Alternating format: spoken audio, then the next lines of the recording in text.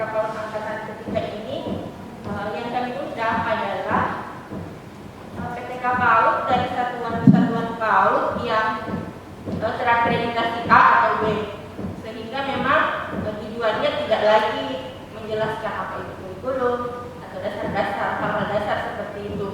Jadi memang fintech ini kami arahkan lebih ke pengadaan kurikulum. Jadi nanti ada 3 topik besar yang akan dibagikan kepada Bapak Ibu peserta.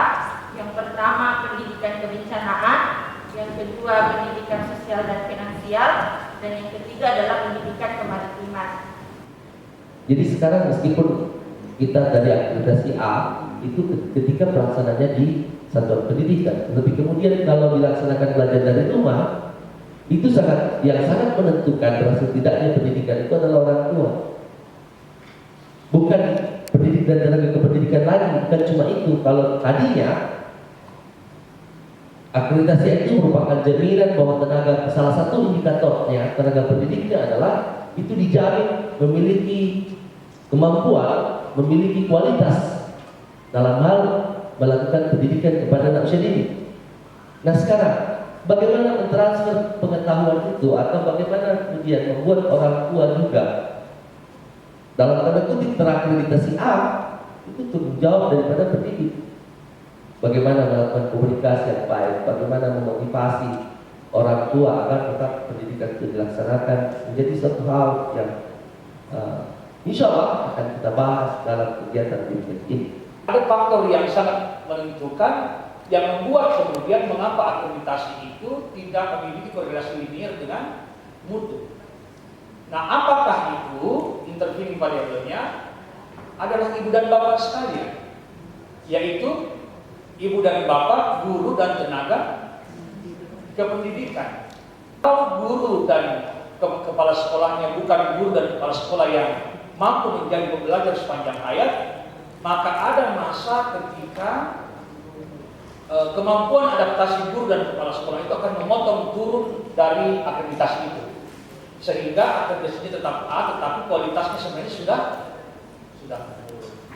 Jadi guru seperti ini kalau punya HP tidak dipakai untuk all-shot, tidak dipakai untuk gosip, tidak dipakai untuk cari sepatu, cari jilbab, cari daster, cari tidur, tapi dipakai untuk browsing. Ya, apa kekinian PAUD yang berkembang di luar negeri, di dalam negeri, dan kemudian bagaimana jejaring antar sesama guru sudah mulai. Ya, ini knowledge deepening. Jadi guru yang selalu menajamkan pengetahuan yang lebih. Nah, kalau sudah seperti ini, harapan pembelajaran berkualitas semakin meningkat derajatnya. Dialah yang kemudian menjadi sumber inspirasi dari guru yang lain untuk merdeka melakukan sesuatu yang dianggap lebih baik dan pedoman.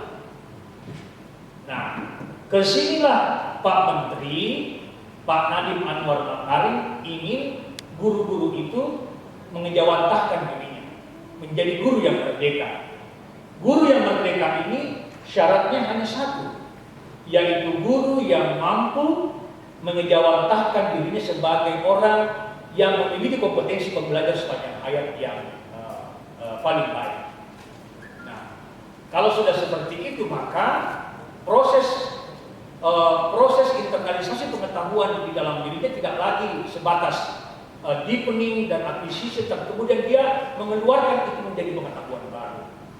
Nah, guru seperti ini sangat jarang, ya mungkin 5% atau 2% dari seluruh guru yang ada di Indonesia yang jumlahnya 549.000. Nah, mengapa saya katakan ini? Karena untuk akreditasi A dan B, kemudian cara pandang mengenai kurikulum itu menjadi berbeda. Harusnya satuan PAUD yang akreditasi A dan B itu gurunya ada pada tataran knowledge creation. Ya, knowledge creation.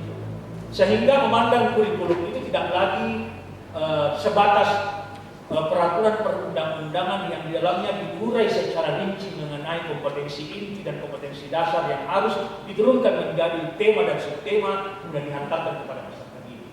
Jadi tim Kemendikbud sedang melakukan penyederhanaan kurikulum. Apa yang dilakukan ada dua. Yang pertama adalah menghaluskan retakan antara PAUD dan SD. Itu yang pertama. Jadi harapan kita nanti ketika anak masuk PAUD terutama di usia 5 sampai 6 tahun akan ada transisi yang lurus menuju ke jenjang pendidikan berikutnya.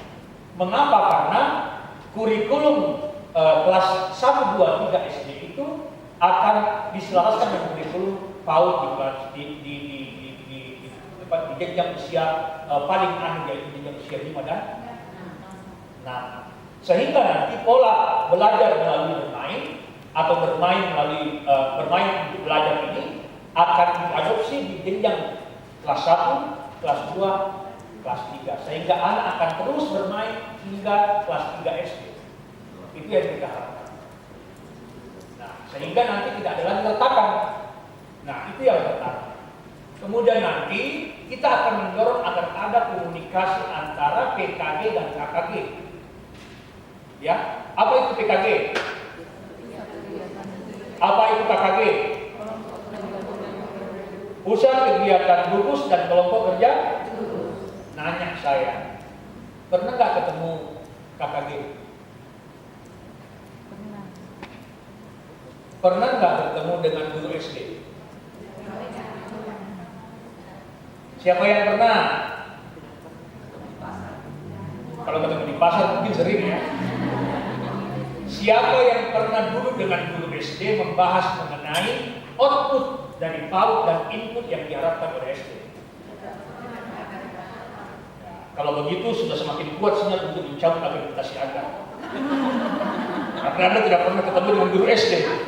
Kemudian yang ketiga, tadi saya katakan di PAUD itu ada KI dan ada KD. Nah, KI dan KD ini tidak akan lagi kita pakai. Kita akan melakukan penyederhanaan dengan hanya mempropose capaian pembelajaran instead of KI dan KD. Jadi nanti ke depan tidak ada lagi KI dan KD. Ya, kita hanya akan memperkenalkan.